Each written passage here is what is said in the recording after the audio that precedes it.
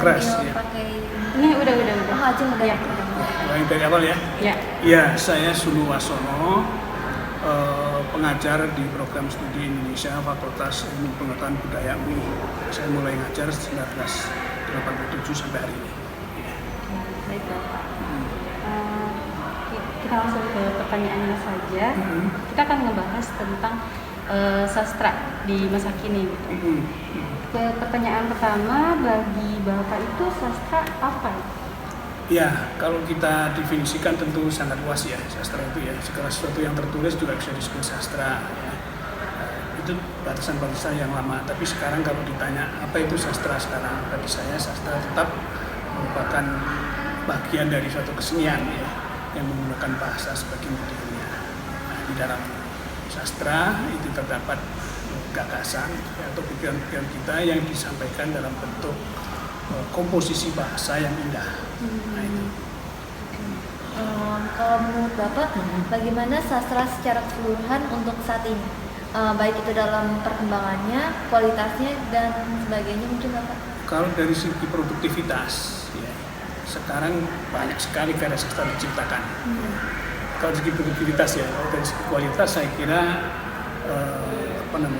kita masih bisa mempertanyakan apakah kualitas yang dihasilkan oleh pengarang sekarang itu dikatakan tinggi atau tidak. Bagi saya tentu setiap zaman punya ciri yang khas yang berbeda-beda, dan saya pikir sekarang pun juga kita jumpai karya-karya sastra yang baik, tapi juga kita jumpai juga karya-karya sastra yang mungkin dari segi kualitasnya juga kurang. Saya kira begitu. Baik, selanjutnya itu adakah perbedaan pandangan terkait sastra dengan bentuk-bentuk sastra yang ada pada masa kini? Pandangan Bapak terkait sastra? Iya, kalau karya sastra kan genrenya kan sama. Ya. Kalau kita berbicara tentang karya sastra kan ada prosa, ada puisi, ada drama kan begitu ya. Dari waktu ke waktu kan ada. Tetapi hari ini atau perkembangan dewasa ini saya kira sub genrenya jadi banyak saja. Karena yang membuat itu banyak adalah media. Ya. Sekarang kita punya media sosial, media Facebook, ya, kemudian juga ada media-media lain ya, yang itu bisa dipakai sebagai sarana untuk menyampaikan sesuatu, ya, menulis puisi dalam bentuk yang pendek, menulis puisi dalam bentuk yang panjang, menulis prosa dalam bentuk pendek, ya, misalnya pendigraf ya, jadi misalnya prosa tiga paragraf, ada yang panjang juga. Jadi dari sisi itu saya kira bermacam-macam. Kalau kita lihat juga realitanya di dalam kehidupan masyarakat juga, kalau peragaman itu bisa kita temukan dalam banyak hal ya.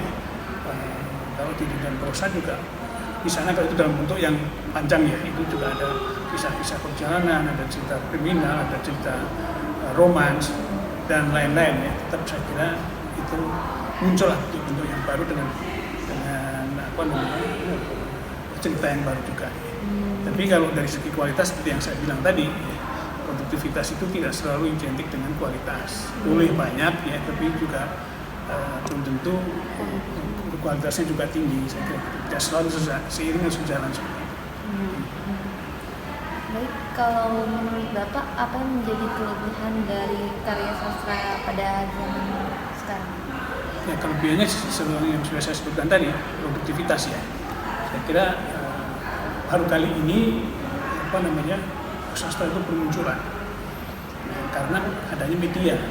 Nah, setiap orang seperti punya koran sendiri, setiap orang seperti punya majalah sendiri, setiap orang seperti punya pulpit sendiri. Orang bisa menulis puisi, lalu tanpa menunggu proses editing dan seterusnya bisa langsung kita umumkan. Nah, ini kan tidak terjadi pada masa-masa sebelumnya. Saya beri contoh, saya tadi waktu hujan ya, berteduh, selama berteduh saya bikin puisi tentang hujan, misalnya seperti itu. Dan itu tidak dimungkinkan di masa lalu. Ya, kalau orang mau buat ceritanya itu di satu majalah seminggu lama. Nah, tapi kelebihannya di masa lalu itu ada redaktur, ada redaksi yang bisa menyeleksi ya, mana yang cukup layak untuk dimuat, mana yang tidak. Kalau sekarang hampir tidak ada. Ya, setiap orang seperti punya koran sendiri, seperti punya acara sendiri kan. Ya, lalu kita tulis, lalu kita hari ini juga kita sebarkan, lalu mendapat respon dari netizen kan seperti itu. Menurut Bapak, kekurangan dari karya sastra ini dari segi makna karya sastra itu sendiri bagaimana? Ya mungkin orang karena kemudahan tadi ya, jadi barangkali tanpa perenungan, tanpa usaha untuk memikirkan lebih jauh gitu ya, lalu itu cepat-cepat dikirimkan, sehingga isinya itu bisa jadi cuma sekedar kesan-kesan ya, tidak mendalam ya, tidak memunculkan pergulatan batin ya. Jadi apa yang dirasa langsung itu disebar luaskan, langsung disampaikan. Nah, karena kekurangan karena tidak adanya peran ya, editor itu, maka ya, itu tadi siapa aja atau apa saja bisa tersebar. Lalu muncullah penyair yang segitu banyaknya, ya, puisi yang terbit juga sebagai buku, yang terbit sebagai PDF dan yang lain, tanpa lalu mendapat tanggapan dari kritikus. Karena kritikus juga mengalami ini kan, surut kan, ya, mengalami kemunduran juga ya, dalam pengertian tidak muncul kritikus-kritikus yang bisa mengimbangi banyaknya karya sastra yang muncul.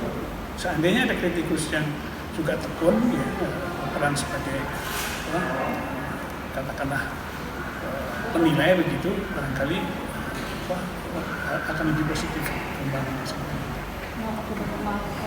Kira-kira menurut Bapak kemunduran kritikus sastra ini gara-gara apa? Terus bagaimana?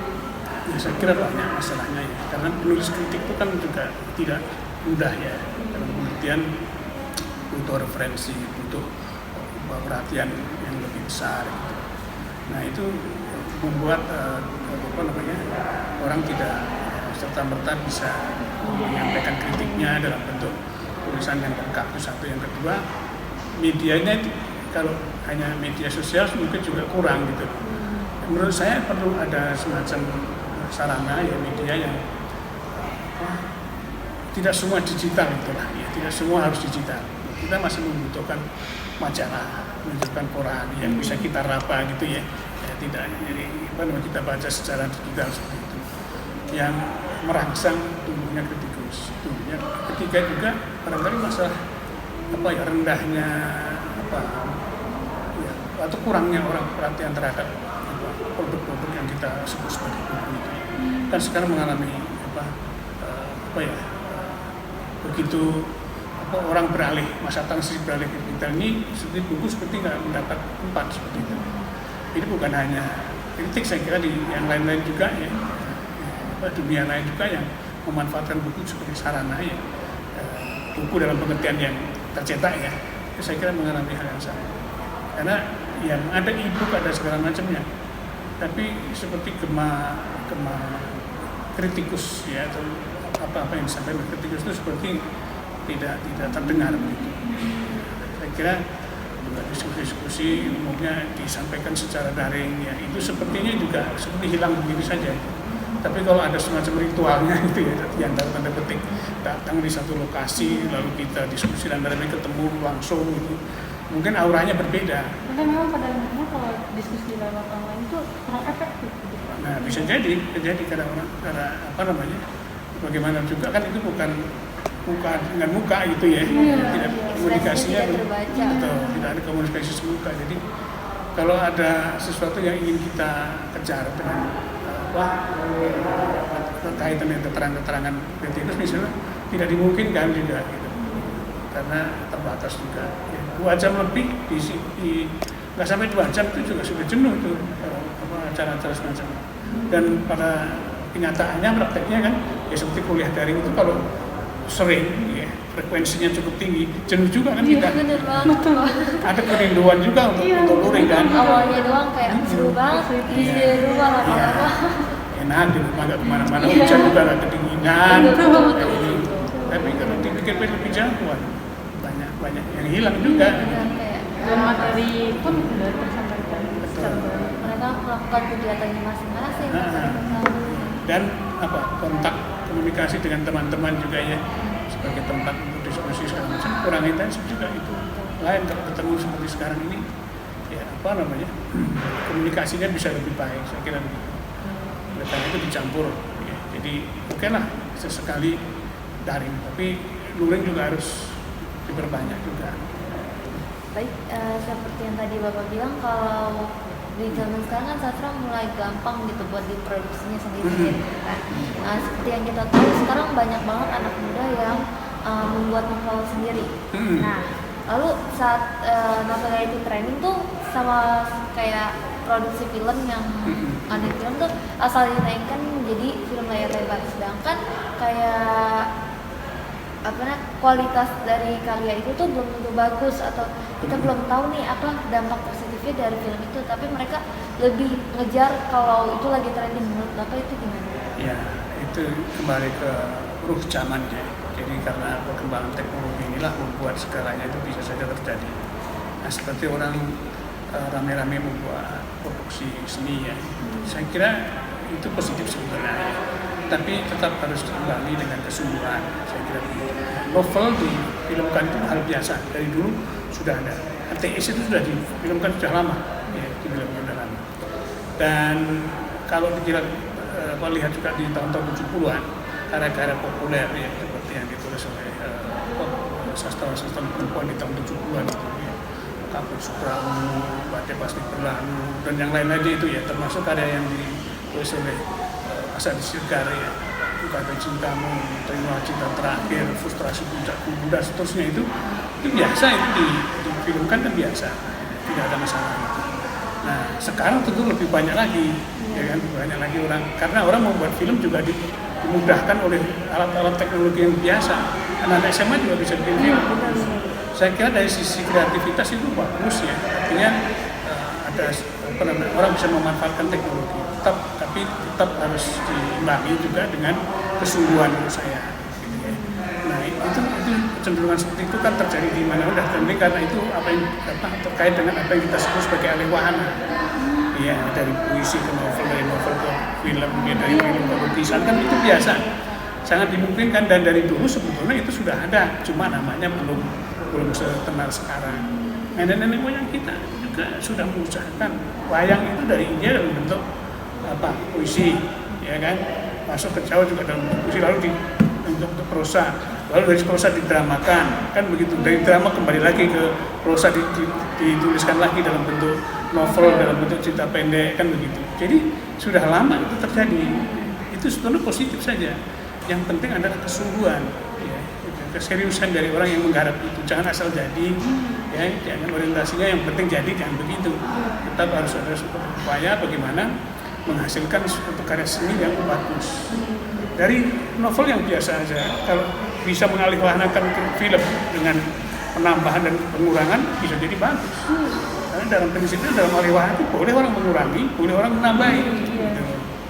Nah yang terjadi di Korea kan juga itu seperti itu, yang drama Korea yang kan juga alihwahana dari macam-macam. Nah yang bagus juga kalau ada literasi teknologi, itu yang penting. Bagaimana memanfaatkan alat-alat teknologinya itu untuk memproduksi sesuatu yang bagus. Nah itu yang harus juga diselaraskan dengan kemampuan narasinya. Saya kira begitu. Nah tapi orang bisa nulis sekarang udah banyak, ya, di mana-mana untuk begitu banyak ya. Sastrawan-sastrawan juga membuka kelas tersendiri, kelas menulis. Saya kira itu positif. Yang penting bagaimana ada kesungguhan tadi, ada usaha untuk tidak cepat puas. Saya kira itu terus sungguh-sungguh menggali kemungkinan apa yang bisa diangkat dalam bentuk film ini. Kalau itu namanya film ya, ekranisasi, kan alih-wahana juga macam-macam. Gitu. Baik Pak. Pertanyaan berikutnya itu, bagaimana harapan Bapak untuk berbagai penyair atau pengarang atau pencipta yang kaya sastra yang ada di Indonesia pada masa kini? Harapannya itu? Sebetulnya saya lebih banyak berharap kritikus atau peneliti sastra yang bisa membukukan ya, atau membuat kajian atau studi yang memungkinkan sejarah sastra kita ini bersambung. Kita tahu bahwa sampai tahun 80-an, 80 ke sini hampir tidak ada lagi penulisan sejarah sastra. Ya, setelah TU, ya, setelah biasa nggak ada, ini pelanjutnya nggak ada ini. Nah, ini yang saya kira perlu ditingkatkan ya supaya keberlangsungan secara sastra kita itu terlihat tidak putus. Nah bagi penyair sendiri saya tentu saja punya harapan supaya mereka juga terus berkarya, ya, meningkatkan kualitasnya, jangan puas kalau sudah dibukukan seakan-akan sudah resmi jadi penyair gitu ya. Tapi selalu belajar dari penulis yang sebelumnya. Kan kita punya pengarang untuk penyair-penyair yang hebat. Belajarlah dari mereka ya, supaya puisi yang dihasilkannya bisa melebihi dari mereka. Kalau nanti biasa-biasa aja nggak bisa melebihi mereka, berarti ada kemajuan. Tahun 70-80 di masa Orde Baru itu penyair kita tumbuh ya sedemikian rupa ya, ada Sapardi, ada Supardi, ada Gunawan, ada Renda dan yang lain-lain itu. Nah setelah itu siapa lagi? Harusnya dengan kemudahan teknologi yang ada ini kita lebih baik dari penyair sebelumnya kan. Dulu dalam keterbatasan orang bisa berkarya segitu bagusnya. Teater itu juga siapa yang bisa menafikan peran orang-orang seperti Arifin Senur, seperti Perkutu Wijaya, ya, Rendra, Teguh Karya dan yang lain. Sekarang belum muncul itu ahli-ahli teater atau dramawan yang sekelas mereka itu. Penyair-penyair juga begitu, belum muncul sekelas itu. Saya kira apa yang membuat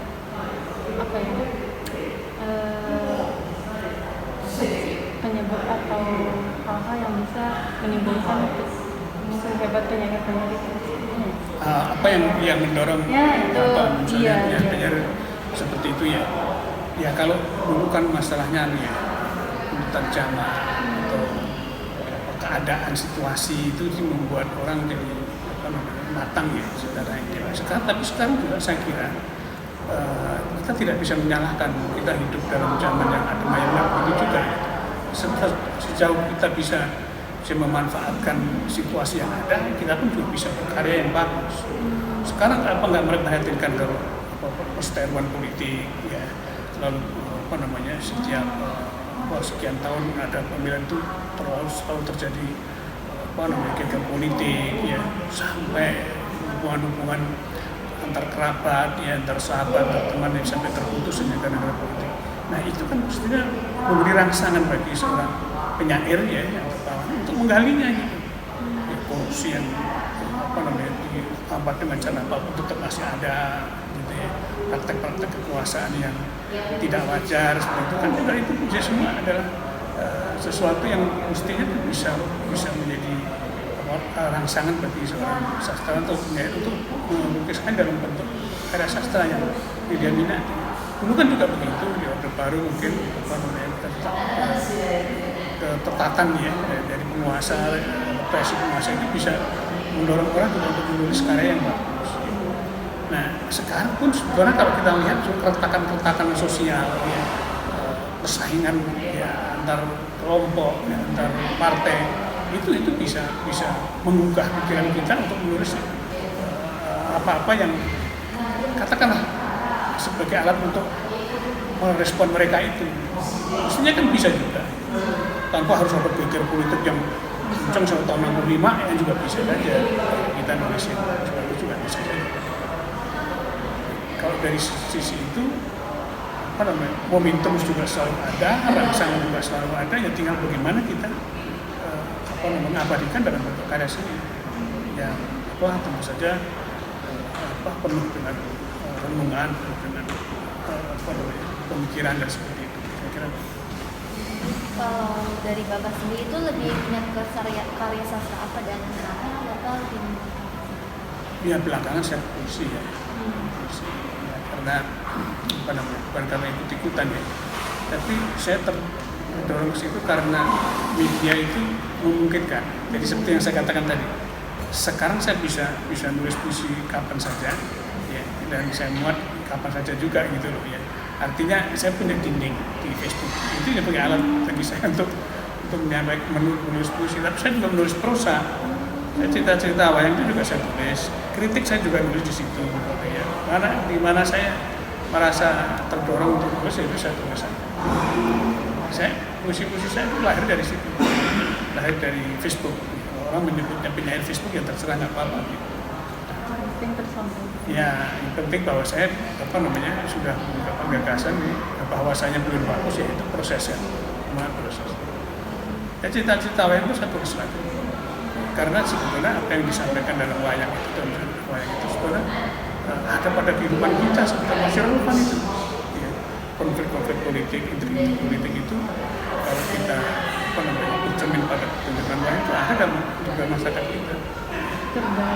Tergambar, ada tokoh sendiri misalnya ya, dalam dunia pewayangan kan demikian jahat gitu ya, tukang fitnah. Nah, bukankah itu juga kita temui di dalam masyarakat kita sekarang ini, ya kan? Orang dengan mudah memfitnah, ya, untuk orang gitu ya.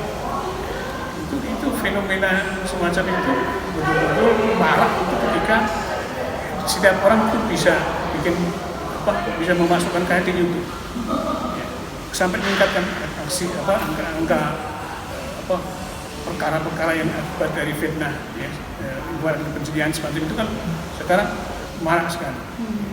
Ya, saya menyadari itu atau meyakini itu karena sering saya diminta juga sebagai ahli bahasa untuk kasus-kasus ujaran kebencian, fitnah, penipuan dan seterusnya. Ya, semua media itu.